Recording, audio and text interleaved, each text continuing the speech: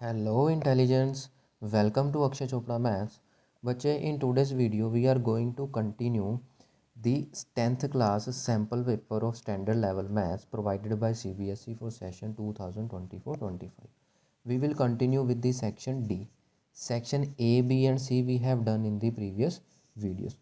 So before starting the lecture, I would like to say कि बच्चे हम जितना भी एन का सोल्यूशन कर चुके हैं प्लस एन एग्जाम्पलर का कंप्लीट सोल्यूशन कर चुके हैं प्लस व्हाट्सएप ग्रुप का लिंक बच्चे ये सब कुछ आपको डिस्क्रिप्शन में मिल जाएगा।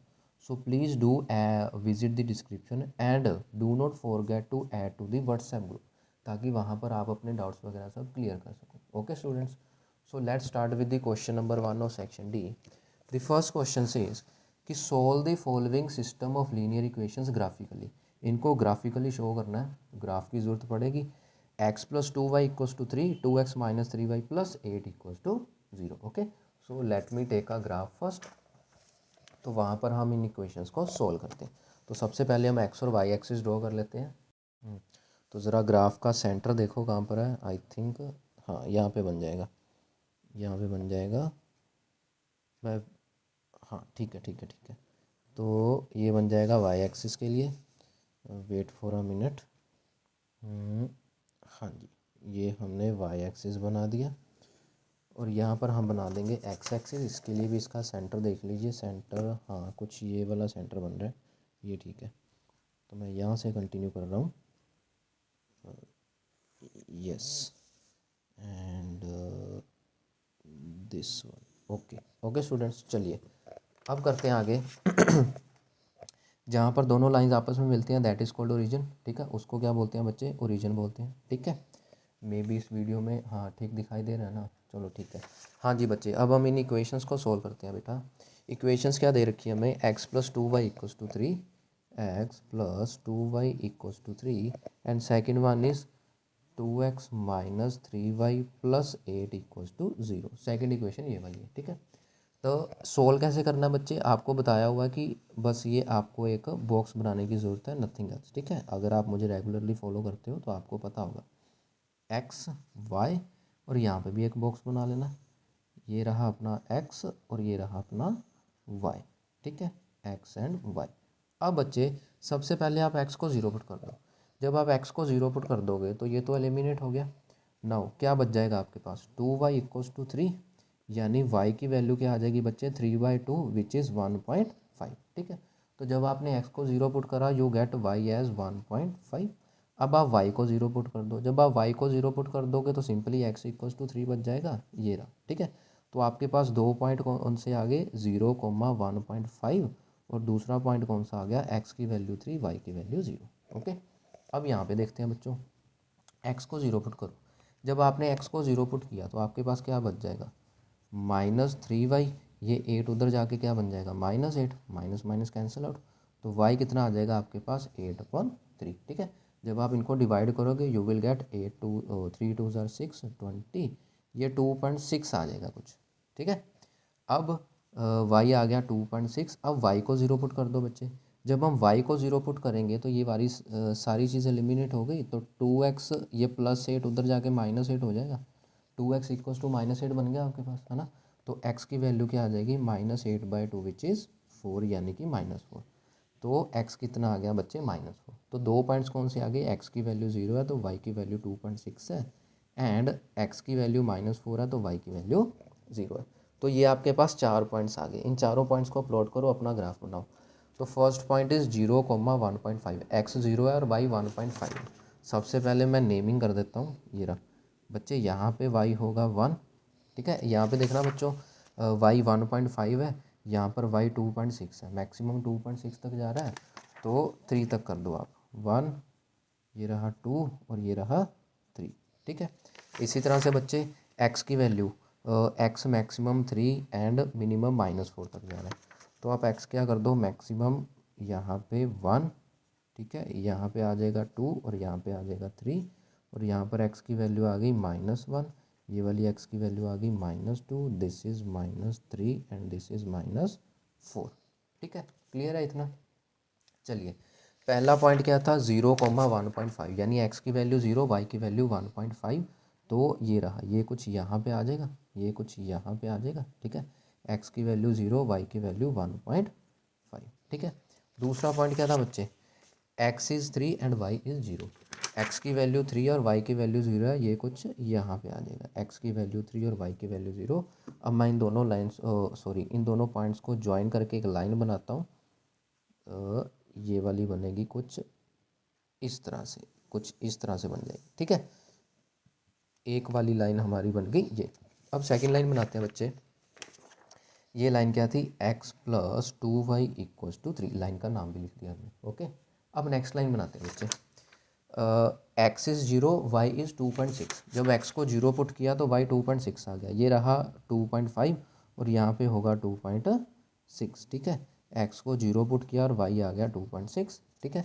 नेक्स्ट पॉइंट क्या था बच्चे, x को हमने -4 पुट किया तो y 0 है, x को -4 रखा और y आ जाएगा 0, वो यहाँ पे। तो इन दोनों को ज्वाइन करो। ये एक पॉइंट था यहाँ पे और ये वाला पॉइंट है यहाँ पे, ये कुछ इस तरह से, ओके। हाँ ये रहा। अब आप इन दोनों को ज्वाइन करोगे बच्चे, ये देखो, ठीक है। ये दूसरी लाइन आ गई आपकी, ठीक है। ये दूसरी लाइन आ गई, इसका नाम क्या था, 2x minus 3y plus 8 equal to 0। 2x minus 3y plus 8 equal to 0। अब देखो सोल्यूशन का मतलब क्या आता है कि ये दोनों लाइनें किस पॉइंट पे मिल रही हैं बच्चे, ये दोनों लाइंस इस पॉइंट पे मिल रही हैं ना। और अगर आप इस पॉइंट को ध्यान से देखो तो ये पॉइंट नीचे आ रहा है, यहाँ पे x की वैल्यू कितनी है, x की वैल्यू कितनी है -1, ठीक है। x की वैल्यू कितनी है -1 है। और यहाँ से देखो y की वैल्यू कितनी है बच्चे, 2 है, y की वैल्यू कितनी है 2, यानी कि इनका सोल्यूशन क्या है -1, 2। तो ऐसे आपने ग्राफ बना के आना था, ठीक है। ऐसे ग्राफ बना के आओगे, ठीक है। अगर सिंपल बोला हो विदाउट ग्राफ तो आप एलिमिनेशन मेथड यूज़ कर सकते हो, आप सब्सटीट्यूशन मेथड यूज़ कर सकते हो, जो भी आपको अच्छा लगे, ठीक है स्टूडेंट्स। तो चलिए आगे बढ़ते हैं इसके और वाले पार्ट की तरफ। और वाले पार्ट में क्या बच्चे कि places A and B are 180 kilometre apart होना हाईवे। एक हाईवे है उसके ऊपर दो प्लेसेस है, 180 किलोमीटर उन पे दूरी है, ठीक है, ए एंड बी। लाइक ये क्वेश्चन कुछ इस तरह से है 32, ठीक है। ये पॉइंट ए है, ठीक है, ये पॉइंट बी है। ए और बी के बीच में बच्चे दूरी कितनी है 180 किलोमीटर। ए और बी के बीच में कितनी दूरी है 180 किलोमीटर, ठीक है। अब आगे क्या है, one car starts from A, एक कार ए पॉइंट से स्टार्ट हो रही है and another starts from B, दूसरी कार बी पॉइंट से स्टार्ट हो रही है एट द सेम टाइम, दोनों एक साथ चल रही हैं। If the car travels in the same direction, if the car travels in the same direction at different speeds, ठीक है जी, then they meet in 9 hour. पहले इतना कर लेते हैं, कहते अगर वो सेम डायरेक्शन में जा रहे हैं, ठीक है, अगर वो सेम डायरेक्शन में जा रहे हैं कि मान लो जो कार ए है वो इस डायरेक्शन में जा रही है और जो कार बी है वो भी इसी डायरेक्शन में जा रही है, इसी डायरेक्शन में जा रही है, ठीक है। तो दोनों, अब देखो कार बी इधर जा रही है, कार ए इधर जा रही है, वो कहते हैं वो कुछ टाइम के बाद इस पी पॉइंट पे एक दूसरे को मिल जाएंगे। कितने टाइम के बाद बच्चे, 9 घंटे के बाद। कितने टाइम के बाद, 9 आवर्स के बाद, ठीक है, वो एक दूसरे को पी पॉइंट पे आके मिल जाएंगे। क्वेश्चन समझ आया, इतना पार्ट समझ आया। कहते हैं वो ए पॉइंट से एक कार स्टार्ट हो रही है, बी पॉइंट से दूसरी कार स्टार्ट हो रही है, वो दोनों एक ही डायरेक्शन में जा रही हैं, तो दोनों एक पॉइंट पे मिल जाएंगे। तो ऑब्वियसली ए वाली कार की स्पीड ज़्यादा होगी ना, तभी तो वो बी को मिल गई इधर आके, क्योंकि बी तो आगे से स्टार्ट हो रही है, ठीक है। अच्छा, दूसरा, if they travel towards each other, अगर वो एक दूसरे की तरफ आए with the same speed, then they meet in 1 hour, तब वो 1 घंटे में मिल जाएगी। अब बच्चे एक कार इधर जा रही है दूसरी इधर जा रही है तो वो जल्दी मिल जाएंगी ना, कितना जल्दी मिलेंगी, 1 ही घंटे में मिल जाएंगी, ठीक है। इसकी भी डायग्राम बना देंगे। तो what are the speeds of the two car, दोनों कार की स्पीड बताओ। तो क्या करना है बच्चे, let speed of car A point से स्टार्ट होने वाली कार की speed x kilometre per hour, ठीक है। Speed of car B point से स्टार्ट होने वाली कार की स्पीड ले लो y kilometre per hour. Getting my point, getting my point. अब देखो बच्चे सॉरी, आप डिस्टेंस निकाल लो दोनों का भी। ए कार ने ए से लेके पी तक कितना डिस्टेंस ट्रैवल किया, बी कार ने बी से लेके पी तक कितना डिस्टेंस ट्रैवल किया, ठीक है। इसके लिए आपको छोटी क्लासेस का छोटा सा फॉर्मूला आना चाहिए, speed equal to distance upon time, ठीक है। और जब आपने डिस्टेंस फाइंड करना तो क्या हो जाएगा, टाइम वहाँ जाके मल्टीप्लाई हो जाएगा, स्पीड मल्टीप्लाई टाइम, ठीक है। अगर आप डिस्टेंस निकालो ए कार का, डिस्टेंस निकालो ए कार का जो कि कितना है, ए से लेके पी तक, ठीक है, ए से लेके पी तक। तो ए कार की स्पीड कितनी थी, एक्स, ठीक है, और ए कार को टाइम कितना लगा, उसने बोला ना पी पॉइंट तक, दोनों मिल गए आपस में, और दोनों को पी में पहुंचने में 9 घंटे लगे, यानी बी को बी से स्टार्ट होने में पी तक पहुंचने में 9 घंटे लगे, ए को ए से स्टार्ट होके पी तक पहुंचने में 9 घंटे लगे। तो टाइम कितना लगा, 9 घंटे, यानी कि कितना डिस्टेंस आ गया, 9x किलोमीटर। सिमिलरली बी का डिस्टेंस बी पी, वो कितना आ गया, स्पीड उसकी वाई थी, टाइम उसको 9 घंटा लगा, 9y किलोमीटर, ठीक है। अब ध्यान देना, ये पूरा जो ए से लेके पी तक डिस्टेंस है, ए से लेके पी तक डिस्टेंस है, उसको हम ऐसे लिख सकते हैं A B plus B P, कोई प्रॉब्लम नहीं है, A B plus B P कोई प्रॉब्लम नहीं है। अब देखो पूरा ए से लेके पी तक, ये रहा पूरा ए से लेके पी तक कितना है, 9x किलोमीटर, ठीक है। ए बी, ए से लेके बी तक कितना है, 180 किलोमीटर है, ये तो क्वेश्चन में गिवन ही है। बी पी, बी से लेके पी तक, ये रहा बी से लेके पी तक 9y है, हमने फाइंड आउट कर लिया। तो यहाँ से बच्चे एक इक्वेशन क्या आ गई हमारे पास, 9x minus 9y equals to 180, जहाँ से 9 आ जाएगा common, x minus y is 180 and x minus y will be equals to 180 divided by 9, जो कि कितना बन गया बच्चों, 20। तो यानी कि एक इक्वेशन आ गई x minus y equals to 20, ठीक है। इसी तरह से हम दूसरी इक्वेशन फाइंड करेंगे, वहाँ से एक्स वाई की वैल्यू आ जाएगी। अब दूसरी के लिए एक और कंडीशन है, क्या थी ये वाली, कि if they travel towards each other with the same speed as before they will meet in 1 hour. कहता अगर वो एक दूसरे की तरफ आए, मतलब ये ए पॉइंट है जी, ये बी पॉइंट है जी, ठीक है, वो इधर को आई और बी कार इधर को आई, समझ गए, ठीक है। मान लो ये दोनों क्या है, कुछ इस पॉइंट पे आके मिल गई, ठीक है, ए कार इधर को चली, बी कार इधर को चली, ये कुछ एक पॉइंट पे मिल गई, ये कितनी देर पे मिल रही हैं, 1 घंटे में, कितनी देर में, 1 घंटे में, ठीक है जी। तो इसकी इक्वेशन क्या बनेगी बच्चे, लेट इट बी पॉइंट, ये मान लो, अब क्यू पॉइंट मान लो, ये क्यू पॉइंट मान लो, ठीक है। अब ए से क्यू का डिस्टेंस क्या आ जाएगा, ए से क्यू का डिस्टेंस क्या आ जाएगा, इसी तरह से स्पीड मल्टीप्लाई टाइम, ए की स्पीड क्या थी, एक्स, और टाइम कितना लगा, 1 घंटा, यानी कि एक्स किलोमीटर आ गया। सिमिलरली बी ने क्यू तक पहुंचने में कितना टाइम लिया, बी की स्पीड थी वाई, टाइम लिया 1 घंटा, वो कितना डिस्टेंस आ गया, वाई किलोमीटर, समझ गए। अब ये पूरा ए बी है बच्चे, अब ये पूरा ए बी है, ठीक है, जो कि कितना गिवन था क्वेश्चन में, 180 गिवन था, ठीक है। ये पूरा ए बी है, it can be written as A Q plus B Q, A Q plus B Q लिख सकते हैं ना बच्चे, पूरा तो 180 था, ठीक है, ए क्यू कितना है, एक्स है, बी क्यू कितना है, वाई है, यहाँ से बन गई इक्वेशन नंबर 2, समझ गए, ठीक है जी। अब दोनों को सोल्व करो, आपका आंसर आ जाएगा। फर्स्ट इक्वेशन क्या थी, एक्स माइनस वाई इज़ 20, एक हमारे पास और क्या बन गई, x plus y equals to 180। अब आप दोनों को ऐड कर दो, गया 2x is equals to 200, 2x कितना आ गया, 200, यानी कि यहाँ से x की वैल्यू कितनी आ गई, 200 divide by 2 which is 100, x की वैल्यू तो आ गई बच्चे 100, x की वैल्यू 100 आ गई। अब x की वैल्यू यहाँ पुट कर दो, यहाँ पुट कर दो, वो आपकी इच्छा, ठीक है। मैं यहाँ पुट कर रहा हूँ x plus y equals to 180, यानी कि 100 प्लस वाई इक्वल्स टू 180, तो y कितना आ गया, 180 माइनस 100 का मतलब हो गया 80, ठीक है। अब ये x और y क्या थी, दोनों की स्पीड ही तो थी, x और y क्या थी, दोनों की स्पीड ही तो थी, तो क्या लिखेंगे, देयरफॉर स्पीड ऑफ कार ए वाली कार की स्पीड कितनी, 100 किलोमीटर पर आवर, ठीक है।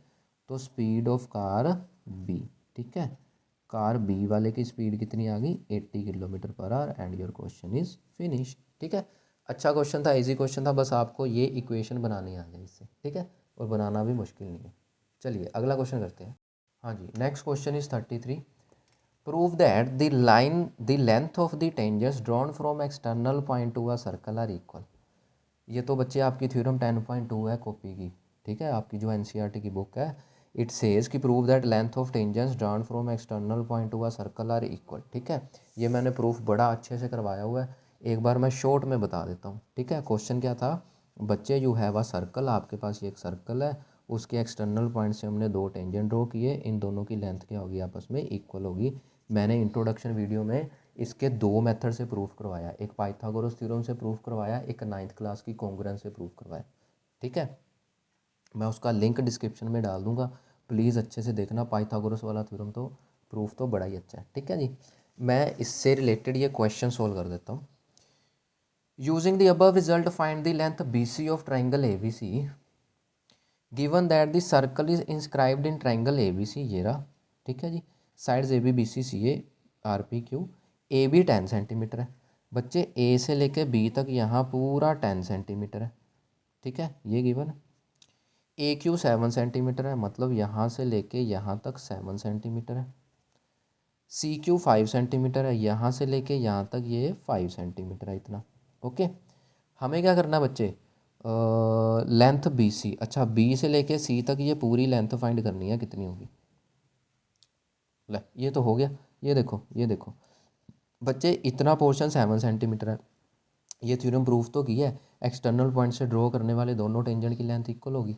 यानी कि अगर ए क्यू एक टेंजेंट है ना, ए आर भी टेंजेंट है, तो ए क्यू 7 है तो ए आर भी तो 7 हो जाएगा, ए आर भी तो 7 हो जाएगा। और अगर ए आर 7 हो गया, पूरा तो 10 है, यानी इतना बी आर कितना बचा, 3 तो हो गया। गेटिंग माई पॉइंट, ठीक है। अब क्योंकि ये 5 था सी क्यू, तो सी पी भी तो 5 हो गया। ओके, ठीक है। अब क्योंकि ये बी से लेके आर तक 3 आ गया, तो बी से लेके पी तक भी तो 3 हो गया, क्योंकि बी एक्सटर्नल पॉइंट है, ये दो टेंजेंट है, इक्वल होंगे। सी एक्सटर्नल पॉइंट है, ये दोनों टेंजेंट है, इक्वल होंगे। अब हमें बी सी पूरा चाहिए था, तो कितना हो गया, 3 + 5 8। लो जी, बातों बातों में आंसर आ गया, लिखने की फॉर्मेलिटी रहेगी बस, बातों बातों में आंसर आ गया। मैं यहीं पर लिख देता हूँ, देखो इसको क्या करोगे, तो ऐसे लिख दो, A B equals to 10 centimetre, 10 centimetre. A B को क्या लिख दो, A R plus B R, A R plus B R equals to 10। अब ए आर को क्या लिखोगे, 7 centimetre plus B R equals to 10। क्यों 7 centimetre, because A Q equals to A Q और ए आर सेम होगा।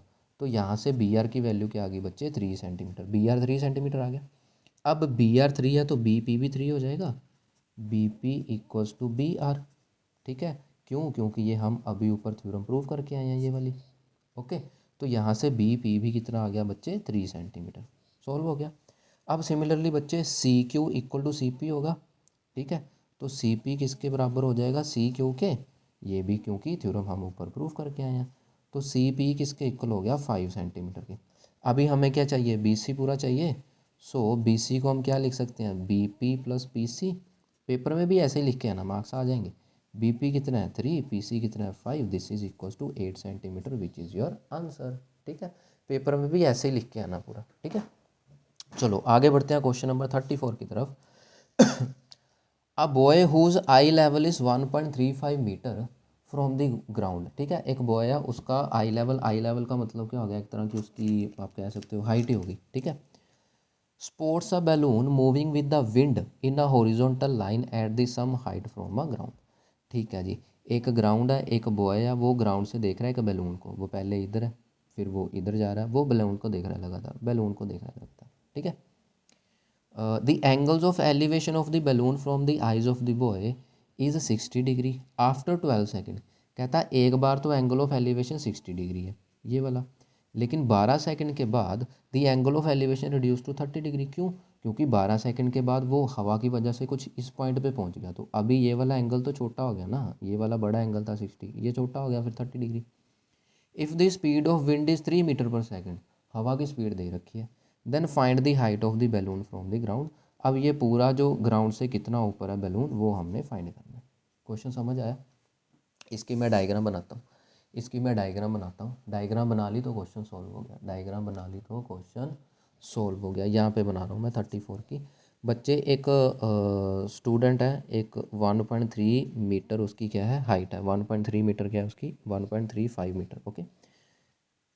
ये रहा ground पे खड़ा हुआ है, ठीक है। ये उसकी यहाँ पे आइज़ है, ठीक है। आई सर पे होगी, घुटनों पे थोड़ी होगी, तो थोड़ा ऊपर ही बनाएंगे, ठीक ठीक है। कहता एक बैलून था वो यहाँ पे था, फिर 12 सेकंड बाद वो बैलून कहाँ पहुँच गया बच्चे, वो बैलून पहुँच गया यहाँ पे। Getting my point. तो पहले उसका जो एंगल ऑफ एलिवेशन था बैलून से, वो कितना था 60 डिग्री, ये रहा 60 डिग्री, ठीक है। लेकिन 12 सेकंड के बाद जो वो बैलून पहुँच गया इस पॉइंट पे, ठीक है, यहाँ पे पहुँच गया बैलून, तब एंगल ऑफ एलिवेशन कितना हो गया बच्चे, 30 डिग्री हो गया। ये था आपका क्वेश्चन, ठीक है। तो हमें क्या बताना है, हमें बताना है कि ये ग्राउंड से जो बैलून है वो कितनी दूरी पर है, ठीक है जी। अब देखो ग्राउंड का मतलब ये वाला ग्राउंड नहीं है, ग्राउंड वाला ये है, ये तो बच्चे की हाइट है ना, बच्चा ग्राउंड पे खड़ा हुआ है, ठीक है। यानी कि हम क्या करेंगे, आप यहाँ से लेके यहाँ तक एच फाइंड कर लो, क्यों, क्योंकि इतना तो 1.35 मीटर हमारे पास है ही है। तो उस एच में ये 1.35 ऐड करेंगे तो मतलब ग्राउंड लेवल से पूरी हाइट आ जाएगी ना बैलून की, ठीक है। अब आप नेमिंग कर दो जैसे भी आपको अच्छा लगे, ए बी सी डी ई, ये मान लो एफ पोजीशन पे है, ये 12 सेकंड बाद जी पोजीशन पे पहुंच गया बलून, ओके। चलिए देखते हैं कैसे करना है। हो जाएगा। ये हाइट मान लो एच है, यहाँ से लेके यहाँ तक डिस्टेंस मान लो एक्स है, ठीक है। तो आप क्या करो, इन ट्रायंगल कौन सी बच्चे, ए ई एफ, ए ई एफ में क्या ढूंढ रहा हूँ मैं, देखो ए ई एफ ट्रायंगल में क्या ढूंढ रहा हूँ मैं, देखो हमेशा आपको बोला ज़्यादातर टेंजेंट से काम हो जाता है। परपेंडिकुलर अपॉन बेस, परपेंडिकुलर क्या है एच, बेस क्या है एक्स, ये कितना है टेंजेंट 60 डिग्री, क्योंकि इस वाली ट्रायंगल में 60 डिग्री है ना। तो एच किसके इक्वल आ गया, 60 डिग्री कितना होता है √3, और ये एक्स वहाँ जाके मल्टीप्लाई हो जाएगा √3x, this is equation number 1।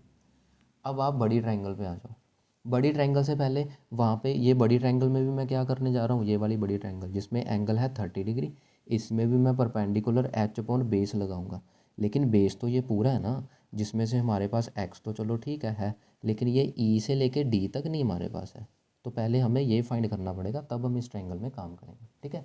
अब ई डी कैसे होगा, बच्चे बैलून यहाँ से स्टार्ट हुआ यहाँ पे पहुँचा ना, और उसने क्या बोला हुआ है, बैलून की स्पीड दी हुई है।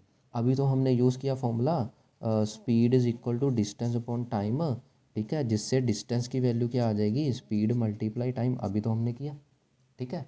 तो डिस्टेंस कैसे निकालेंगे, डिस्टेंस का मतलब ई से लेके डी तक, डिस्टेंस कैसे निकालेंगे, ई से लेके डी तक। बच्चे स्पीड कितनी गिवन थी 3, टाइम कितना लगा उसको 12 सेकेंड, ये भी दिया हुआ है, ठीक है। तो यानी कि ये डिस्टेंस कितना आ गया 36 मीटर, तो यहाँ से लेके यहाँ तक डिस्टेंस कितना आ गया 36 मीटर, गेटिंग माई पॉइंट, ऐसे यूज़ करना था। तो अब आप क्या आ जाओ, मैं ऊपर कर देता हूँ, हाँ। तो अब आप आ जाओ इस चीज़ में, इन इन ट्रायंगल, कौन सी ट्रायंगल बेटा, A D G, in triangle A D G, ठीक है। अगेन परपेंडिकुलर क्या था एच ओनली, लेकिन बेस क्या था अपना x प्लस 36, बेस क्या आ गया x plus 36 equals to tangent, यहाँ पे एंगल था 30 डिग्री। तो यहाँ पे h की वैल्यू √3x है अपने पास, हाँ ये रही, h की वैल्यू √3x है अपने पास फर्स्ट इक्वेशन से, यहाँ पे h की वैल्यू पुट कर दो। तो √3x upon x plus 36, tangent 30 कितना होता है बच्चे 1/√3, तो ये √3 वहाँ मल्टीप्लाई हो जाएगा, ये इधर चला जाएगा। तो √3x multiply √3 equal to x plus 36 multiply 1, √3 और √3 कितना बन जाएगा 3, और 1 को किसी के साथ भी मल्टीप्लाई करो उसको फ़र्क पड़ता ही नहीं है। तो ये इधर आके माइनस हो जाएगा, 3x minus x is equals to 36, यानी कि 2x इक्वल्स टू 36, ठीक है। तो यहाँ से आपके x की वैल्यू आ गई 36/2, डिवाइड करोगे तो 18 आ जाएगा। x कितना आ गया आपका 18 मीटर। अब मैंने मीटर क्यों लगाया, बच्चे ये x डिस्टेंस ही तो था, और क्या है, तो मीटर ही तो आएगा। लेकिन हमें x थोड़ी फाइंड करना, हमें तो h फाइंड करना है। तो आप क्या करो, इसी इक्वेशन में पुट कर दो। नाउ नाउ h की वैल्यू क्या थी हमारे पास √3x, यानी कि h की वैल्यू क्या होगी 18 √3 मीटर। तो हाइट ऑफ द बैलून 18 √3 नहीं आई, क्यों, क्योंकि हाइट ऑफ द बैलून तो ये है, मतलब h तो इतना है, हमें 1.35 ऐड भी तो करना है, ठीक है। और क्वेश्चन में देखो बोला भी गया है कि √3 को 1.73 यूज़ करो, तो यानी कि 1.73 इसको यूज़ करना पड़ेगा। तो h कितना आ गया 18 मल्टीप्लाई 1.73, ठीक है। अब इन दोनों को मल्टीप्लाई करो तब आपका आंसर आएगा, ठीक है। ये बन गया 173 और 18, ठीक है। 8 3 24, 2 कैरी 56 और 2 58, 5 8 5 13, यहाँ पे आ गया 3 7 1, तो ये बन जाएगा 4 8 3 11, 1 कैरी, तो यहाँ पे आ जाएगा 1 3, तो ये बन जाएगा 31.14, ठीक है। तो यानी कि फाइनली क्या आ जाएगा, height of balloon, finally height of balloon क्या आ जाएगी अपने पास, height of balloon will be equals to 31.14, और उसमें जो बच्चे की हाइट थी 1.35 वो करेंगे ऐड, ठीक है। तो 4 + 5 is 9, 1 + 3 is 4 point 31 and 1 is 32.49 metres will be the answer. ठीक है, तो 32.49 metres will be the final height of the balloon, क्योंकि इस एच में ये 1.35 ऐड करेंगे तभी पूरी हाइट आएगी। ठीक है, so this is our final answer. अब आगे बढ़ते हैं। Question number 35। Question number 35 says कि find the mean and median. ओहो, मीन भी पूछ लिया, मीडियन भी पूछ लिया, ये क्वेश्चन थोड़ा बड़ा होने वाला है। ठीक है, टेबल दे दिया सीधा मीन मीडियन है। तो अब क्योंकि ये क्वेश्चन थोड़ा बड़ा होने वाला है तो मैं वीडियो पॉज करके टेबल वगैरह पहले बना लेता हूँ ताकि वीडियो ज़्यादा बड़ी ना बने। ओके, हाँ जी, so this is the table. अब देखो, क्योंकि मीन फाइंड करना था, मीन फाइंड करने का सबसे इजी मेथड क्या होता है? Direct method. लेकिन मैं इसको स्टेप डेविएशन से कर रहा हूँ। क्यों कर रहा हूँ वो अभी आपको 1 मिनट में पता चलेगा। सबसे पहले तो एक्स आई फाइंड आउट करो। बच्चे एक्स आई के लिए आपको क्या बोला था? लोअर लिमिट और अपर लिमिट को ऐड करके 2 से डिवाइड करना है। ठीक है, तो 90 और 85 को ऐड करके 2 से डिवाइड करो, ये क्या बन जाएगा? 175। ठीक है, अब इसको 2 से डिवाइड करोगे, 2 8 ज़ार 16। ठीक है, 15, 2 7 ज़ार 14, 87.5। अब एक्स आई फाइंड करने का इजी वे क्या बताया था कि फर्स्ट आप फाइंड कर लो, उसके बाद ये जो गैप होगा, देखो 85 टू 90, 90 टू 95, 95 टू 100, हमेशा 5 का गैप है ना, बस वही 5 ऐड करते जाओ। शॉर्टकट वे है, सभी में ये काम करने की ज़रूरत नहीं है, बस फर्स्ट में करो। ठीक है, अब 5 ऐड करते जाओ। 87 में 5 ऐड करोगे तो इट विल बी 92। 92 में 5 ऐड करोगे तो 97। 97 में 5 ऐड करोगे तो 102। 102 में 5 ऐड करोगे 107। 107 में 5 ऐड करोगे 112। ठीक है, ये बन गया। अब बच्चे, क्योंकि देखो ये एक्स आई क्या आ रहा है बच्चे, ये एक्स आई क्या आ रहा है? X I into F I करते हैं ना हम डायरेक्ट मेथड के लिए। लेकिन अगर आपको याद हो, अगर आप रेगुलरली मेरी वीडियोस फॉलो करते हो तो मैंने आपको शॉर्टकट वे बताया है कि जब भी बच्चे एक्स आई पॉइंट्स में आ जाए ना तो डायरेक्ट मेथड को अवॉइड करना वो मुश्किल हो जाता है। ठीक है, क्योंकि उसमें मल्टीप्लाई करने में कई बार स्टूडेंट गलती कर देते हैं और उसके बाद उनको प्लस करने में गलती कर देते हैं। ठीक है, तो आप एज्यूम्ड मीन लगाओ, स्टेप डेविएशन लगाओ, वो आपकी इच्छा। तो मैं स्टेप डेविएशन से कर रहा हूँ। ठीक है, क्योंकि पिछले साल एज्यूम्ड मीन नहीं था सिलेबस में, सॉरी स्टेप डेविएशन नहीं था सिलेबस में, इस बार आया तो इसी बहाने आपकी रिवीजन हो जाएगी। ठीक है, स्टेप डेविएशन की। उसके बाद क्या करना होता है बच्चे? D I is equal to X I minus A क्या होता है? एज्यूम्ड मीन, मतलब इस एक्स आई में से कोई भी एज्यूम्ड मीन कर लो, और आपकी हमेशा कोशिश होनी चाहिए कि मिडल वैल्यू करो। अब इन दो को छोड़ो, इन दो को छोड़ो, मिडल वैल्यू तो ये दो आ गई ना, अब इन दोनों में से कोई भी एक वैल्यू चूज़ कर लो, इट्स अप टू यू। ठीक है, मैं इसको ए चूज़ कर रहा हूँ, मैं इसको वैसे कोई रिस्ट्रिक्शन नहीं है, आप चाहे फर्स्ट वाली को ए चूज़ कर लो, चाहे आप लास्ट वाली को कर लो, लेकिन आप मिडल को ए चूज़ करोगे ना। अभी आप देखना क्या फ़ायदा होगा आपको। क्या करना है बच्चे? एक्स माइनस ए, इस एक्स में से इस ए को माइनस करो। 87 और 102 को माइनस करो। अब बच्चे देखो, तुम 87 में से 102 को माइनस कर रहे हो, 102 ऑब्वियसली जो आंसर है वो माइनस में ही आएगा, इंटीजर्स पढ़ते हैं ना हम। ठीक है जी, ओके, तो ये बन जाएगा -15। ये 92.5 और 102 को माइनस करेंगे तो 10, इनको माइनस करेंगे तो -5। 102 में से 102 माइनस करोगे 0, 107 में से करोगे तो 5, फिर आ गया 10। ठीक है, आगे क्या करना होता है बच्चे? यू क्या होता है? जो भी ये डी है ना उसको एच से डिवाइड कर दो। अब ये एच क्या चीज़ है? एच कुछ नहीं है बच्चे, एच ये गैप ही है जो अभी हमने किया था 5 का। मतलब इन सबको 5 से डिवाइड करते जाओ। 15 को 5 से कर दिया, 10 को 5 से कर दिया, 5 को 5 से कर दिया, 0 को 5 से किया, 5 को 5 से किया, 10 को 5 से किया। ओके, अब आगे क्या होता है? एफ आई इंटू यू आई, मतलब ये जो एफ आई क्या होता है बच्चे? ये वाला फ्रीक्वेंसी एफ आई। अब क्या करना है? ये एफ और यू को करना है मल्टीप्लाई, बीच वाला सब कुछ आप भूल जाओ, बीच वाला आप सब कुछ भूल जाओ, बस इन दोनों को मल्टीप्लाई करना है। ठीक है, क्या आता है? 15 3 ज़ार 45। ठीक है, 22 2 ज़ार 44, 21 ज़ार 20, किसी को भी 0 से मल्टीप्लाई करोगे 0, 21 ज़ार 20, 25 2 ज़ार 100। ठीक है, अब आगे आपका काम क्या होता है बच्चे? इन सबको ऐड करना, इन सबको ऐड करना। ठीक है, अब इनको ऐड करके देख लो क्या बन रहा है। ये क्या बन गया? 100 + 20 = 120। ठीक है, और यहाँ पे पहले तो ये बच्चे ये कैंसिल ही हो जाएगा, इसको ना ऐसे कैंसिल कर देना, ये +20 और -20 तो कैंसिल हो जाएगा जब ऐड करोगे आप। ठीक है, तो 45 और 44 को ऐड किया, 89 आ गया। 89 और 100 को माइनस करेंगे तो 11 आ जाएगा। इतना क्लियर है? ठीक है जी, ये क्युमुलेटिव फ्रिक्वेंसी है, ये मीडियन के लिए बनाया मैंने, यहाँ पे नहीं यूज़ करना मीन में, ठीक है। अब ये फ्रिक्वेंसी का भी सिग्मा एफ आई करना होता है, ठीक है। ये फ्रिक्वेंसी का भी करोगे तो क्या बनेगा इन सबको ऐड करके, 5 और 2 7, 7 और 5 12, 12 और 8 22 कैरी, 2 एंड 1 3, 3 और 2 5, 5 और 2 7, 7 एंड 1 8, 8 और 2 10, 10 और 2 12, तो ये 120 आ गया, ठीक है। अब इसके बाद काम शुरू होता है हमारा असली।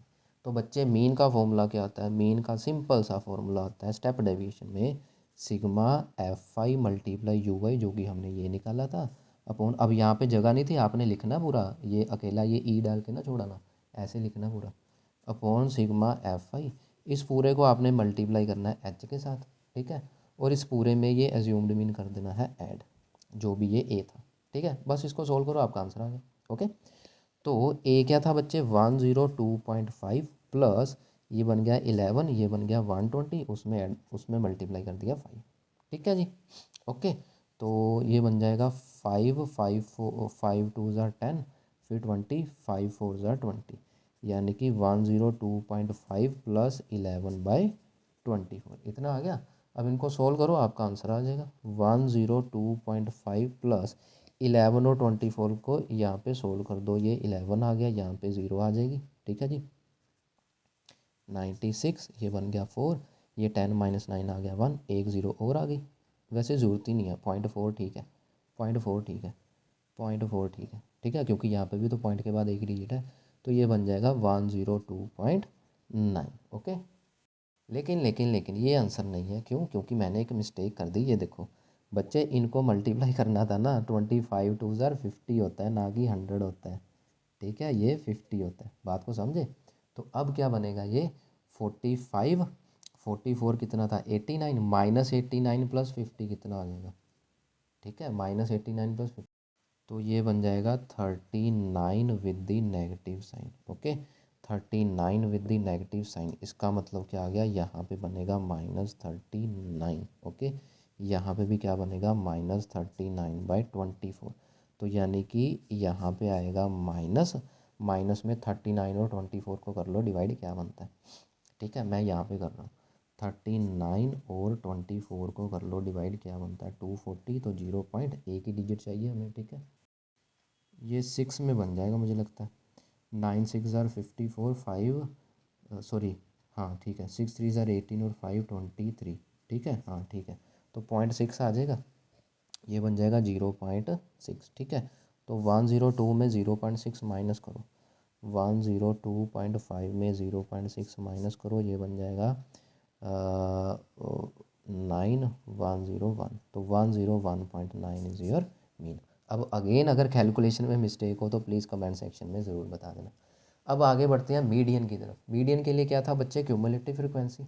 मीडियन के लिए क्या था अपने पास, क्यूमुलेटिव फ्रिक्वेंसी। देखो कैसे आएगी, 15, ठीक है, 15 प्लस 22 कितना आ जाएगा, 22 और 5 27, 37, 37 में 20 ऐड किया 47 एंड 57, 57 एंड 67, 77, 75, 20 ऐड किया 75 के बाद क्या आ जाएगा 85, 95, 95 में 25 ऐड किया तो 120 आ जाएगा, ठीक है। ये क्या होता है अपने पास, ये क्या होता है अपने पास, ये n होता है ना, ठीक है। तो मीडियन के लिए हम क्या करते हैं, मीडियन क्लास ढूंढते हैं। मीडियन क्लास कैसे ढूंढते हैं, n/2 करके, यानी कि 120/2 कितना हो गया 60, ठीक है।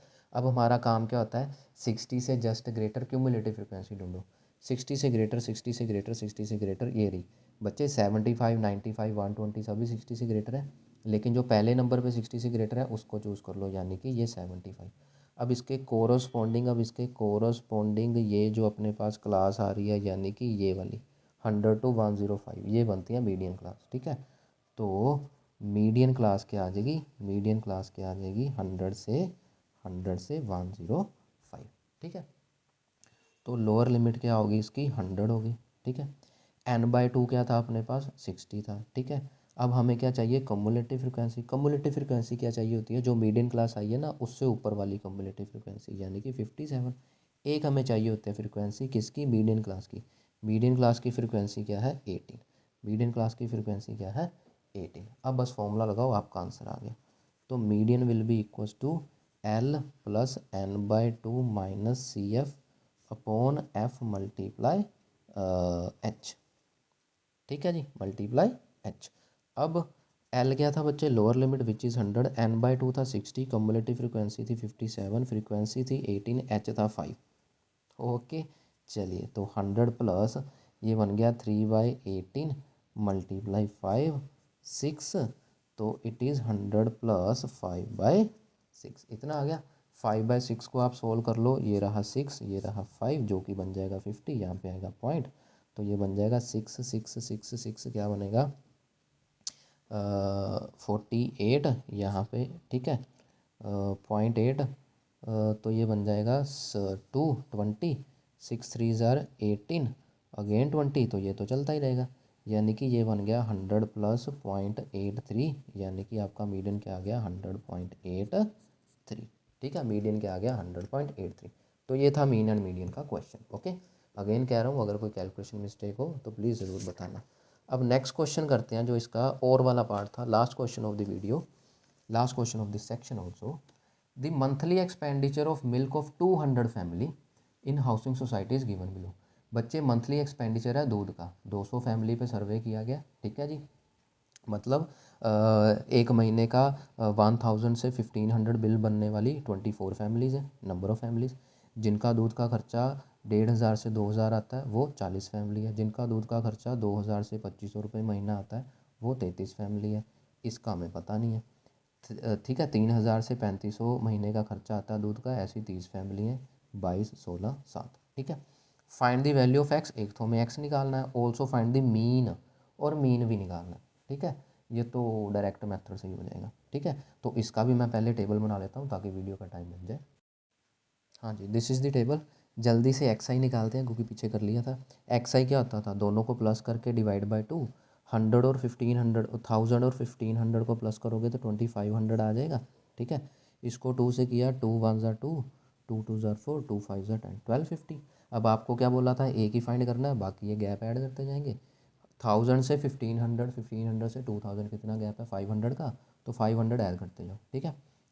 1250 में 500 ऐड किया तो 1750, फिर इसमें 5 ऐड किया, ये फिर 500 ऐड किया 2750, फिर 500 ऐड किया 3250, फिर 500 ऐड किया 3750, फिर 500 ऐड किया 4250, फिर 500 ऐड किया तो 4750, ठीक है। अब अगला काम क्या होता है हमारा, पहले तो इसका टोटल निकाल लो, सिग्मा एफ आई, वो क्या होता है 4, ये प्लस एक्स आ जाएगा जो भी अपना है, ठीक है। 4 + 3 7, 7 और 2 9, 9 और 6 15, 15 और 7 22, तो 2 कैरी, 2 2 4 4 8, 8 और 3 11, 11 और 3 14, 14 और 2 16, 16 और 11 17, तो 172 प्लस एक्स आ गया। अब एफ आई इंटू एक्स आई, ये रहा एफ आई, ये रहा एक्स आई। मल्टीप्लाई करने के लिए आपके टेबल थोड़े स्ट्रॉन्ग होने चाहिए।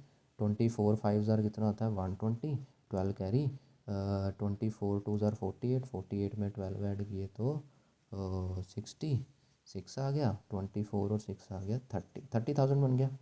अब यहाँ पे 1 2 2 ज़ीरोज़ आ गई पीछे, ठीक है। तो 4 5 ज़ार 20, 2 कैरी, 4 7 ज़ार 28 और 2 30, 3 कैरी, 4 और 3 7, 70,000। अब इसमें ये ज़ीरो आ गया, ठीक है। 33 5, मैं ऐसा करता हूँ वीडियो पॉज करके सभी मल्टीप्लाई कर देता हूँ। तो स्टूडेंट्स, ये प्लस करने, ये सारा कुछ मल्टीप्लाई कर दिया मैंने, और ये ऐड करने के बाद ये बन गया, ठीक है। ये क्या था sigma F I into X I, ठीक है। अब याद रखना बच्चे कि ये जो एक्स वाली टर्म है ना बीच में, इसको ना ऐड कर देना, ये सेपरेट ही रहेगी। जैसे ये था ना, ये एक्स था, ये सेपरेट ही तो था, इसमें ऐड थोड़ी कर दिया। वैसे ये एक्स वाली टर्म इसमें सेपरेट रहेगी, ऐड नहीं होगी इसमें। ये बिना एक्स वाली ये सारी ऐड कर देना, ये सारी ऐड कर देना, और ये बन रहा है 455, ठीक है 500, ओके। तो आगे देखते हैं। सबसे पहले तो एक्स निकालना था बच्चे, ध्यान देना क्वेश्चन में क्या गिवन है ये देखो। The monthly expenditure milk of 200 families, कितनी फैमिलीज़ की बात की गई है 200 फैमिलीज़ की बात की, और ये क्या है नंबर ऑफ फैमिलीज़ ही तो है। ध्यान दो, ये क्या है नंबर ऑफ़ फैमिलीज़ ही तो है, यानी कि नंबर ऑफ़ फैमिलीज़ कितनी है हमारे पास 200, लेकिन प्लस करके कितना आया 172 प्लस एक्स। बात को समझे, यानी कि ये 172 प्लस एक्स कितना है, कुछ नहीं 200 ही है। तो एक्स की वैल्यू क्या आ गई, 200 माइनस 172, यानी एक्स कितना आ गया 28। एक्स की वैल्यू क्या आ गई 28। उसके बाद उसने बोला कि मीन निकाल दो। तो बस मीन क्या था, sigma F I multiply x I upon sigma F आई। लेकिन उसके लिए आपको एक काम करना पड़ेगा बच्चों, एक्स की वैल्यू 28 आ गई। अब पहले 2750 को 28 से मल्टीप्लाई करो, समझे, काम थोड़ा बढ़ गया। क्यों, क्योंकि ये अभी टोटल थोड़ी ना आया, ठीक है। ये 2750 को 28 से मल्टीप्लाई करो और फिर इसमें ऐड कर दो, वो टोटल एफ आई आएगा, ठीक है। तो मैं करके आपको बता देता हूँ। हाँ जी बच्चों, जब आप इन दोनों को मल्टीप्लाई करोगे यू विल गेट 77,000, ठीक है। और 77,000 को जब इससे ऐड करा तो you will get 532 and then 500 upon F I कितना था, ये रहा 200। एफ आई तो अपना 200 था बस। तो ये दो ज़ीरोस कैंसिल हो गई और 2 से इसको डिवाइड कर दो। 2 2 ज़ार 4 13, 2 6 ज़ार 12, 2 6 ज़ार 12, 2 2 ज़ार 4। तो ये बन जाएगा आपका answer 2662.5। This will be the mean. Okay students, तो ये था section D which is completed now. मिलते हैं नेक्स्ट वीडियो में सेक्शन ई के साथ, केस स्टडी क्वेश्चंस के साथ। बहुत अच्छे बहुत बढ़िया क्वेश्चंस हैं और उनके सोल्यूशन भी एकदम बढ़िया होने वाले हैं। तो बने रहिएगा नेक्स्ट वीडियो में। Till then good bye and take care.